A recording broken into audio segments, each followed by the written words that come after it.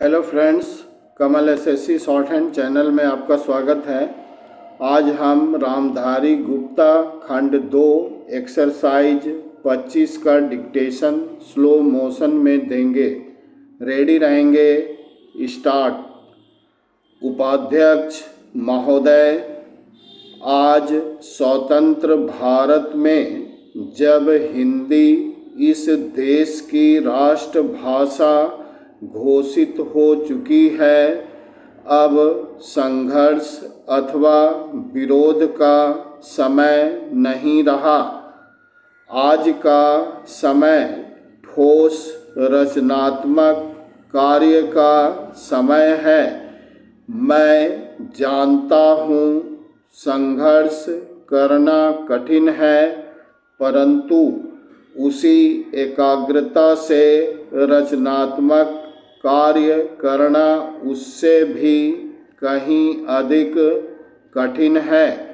यह भी स्पष्ट है कि संघर्ष के बाद यदि रचनात्मक कार्य नहीं होता तो संघर्ष की उपादेयता ही लुप्त हो जाती है और जो सफलता प्राप्त की गई हो उसकी सार्थकता संकट में पड़ जाती है। इसलिए रचनात्मक कार्य के समय को वास्तविक परीक्षा का समय माना जाता है, जिसमें उन सभी सिद्धांतों, उद्देश्यों और आदर्शों की पूरी परख होती है जिनका सहारा लेकर संघर्ष को जीवित रखा गया हो। हिंदी के हितैषियों और साहित्य सेवियों के लिए अब यही समय है। मैं कह सकता हूँ कि शायद पहले कहीं उन पर इतना गंभीर दायित्व नहीं आया था जितना कि अब हिंदी के राष्ट्रभाषा बनने से आया है। समस्त राष्ट्र ने सर्वसम्मति से हिंदी भाषा का जो मान किया है और हमारे संविधान ने उसे जो स्थान दिया है वह हम सब के लिए एक सद्भावनापूर्ण चुनौती के समान है। यह निर्णय एक प्रकार से सभी हिंदी भाषियों और साहित्यिकों में विश्वास के प्रस्ताव के समान है। इस आदर को हम कैसे निभाएं जिससे विभिन्न प्रादेशिक भाषाओं के बोलने वाले प्रतिनिधियों द्वारा किए गए उक्त निर्णय के औचित्य को सिद्ध कर सकें।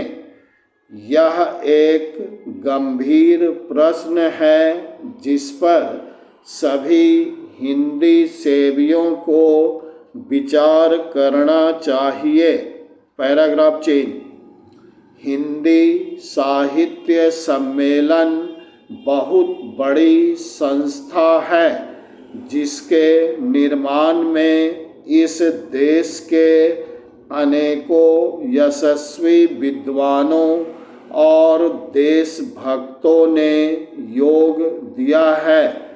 मैं समझता हूँ कि यद्यपि सम्मेलन की स्थापना हिंदी के प्रचारार्थ हुई थी, इसे हिंदी भाषी क्षेत्रों में प्रादेशिक भाषाओं के प्रचार का कार्य भी अपने हाथ में ले लेना चाहिए।